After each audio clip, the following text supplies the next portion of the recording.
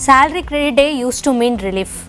Today it mostly brings one question: where does this money even go? For many Gen Z and millennial Indians, money decisions are getting serious for the first time, and the moment the salary hits, the noise begins. FDs or safest? Mutual funds beat inflation. Start your SIP now. Stock markets or the future? We know these names, but do we really understand how they work? Let's start with the most basic idea: interest. Interest is simply the price of money. When you give your money to someone, a bank, a company, or the market, you expect something in return. Banks pay interest, markets generate returns. They sound similar, but they are not the same. In India, rates are guided by the Reserve Bank of India. The RBI sets the repo rate, the rate at which banks borrow money. When the repo rate goes up, bank interest rates usually rise. When it comes down, bank rates usually fall. This is why FD rates change over time. So, where do Indians traditionally park their money first? Fixed deposits. If you historically look at it, we've always been into three asset classes. One is FDs, second one would be real estate in terms of either land or buying your house, and then gold. Right?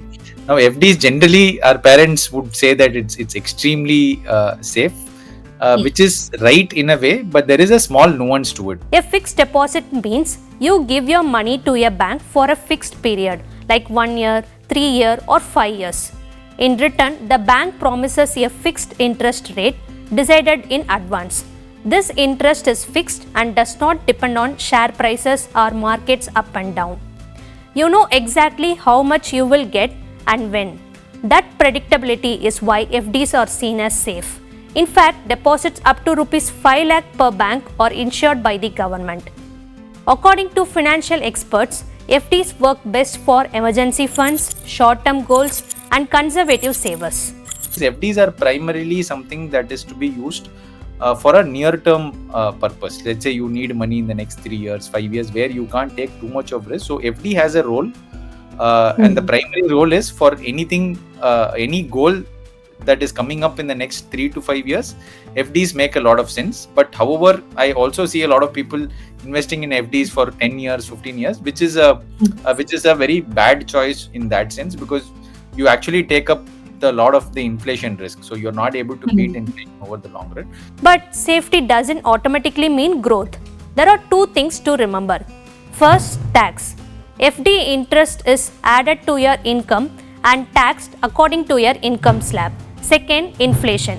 If your FD earns 7%, but prices rise by 5 or 6%, your real growth is quite small. And generally in India, inflation is roughly around, historically it was around 7%, but in the last few years it started to come down. But even today it is generally, it's a good expectation is to see at least a 6% inflation in India.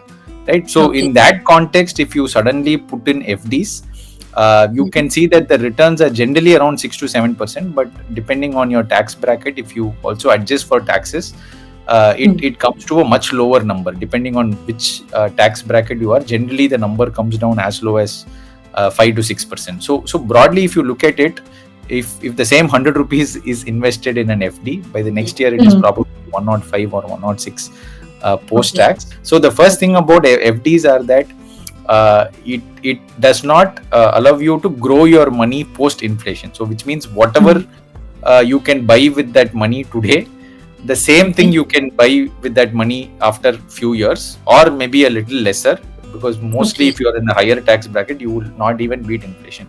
So that's the biggest risk of FDs. Let's take a simple example. You invest Rs 1 lakh in a fixed deposit that gives you 7% interest for 1 year. After 1 year, the bank pays you Rs 7,000 as interest, so you now have 1,07,000. But if prices go up by 6% during the same year, something that earlier cost Rs 1 lakh now costs Rs 1,06,000. So even though the bank paid you Rs 7,000, your money can now buy only about 1,000 rupees worth of extra things. That's your real gain after inflation. Today, most large banks offer around 6% on 1 year FDs. Private banks are slightly higher. The difference isn't huge and it rarely beats inflation by much after tax. FDs by default do not beat inflation. They at max match, or in most cases, if you are in the highest tax bracket, you actually don't even match inflation. So here is the big picture.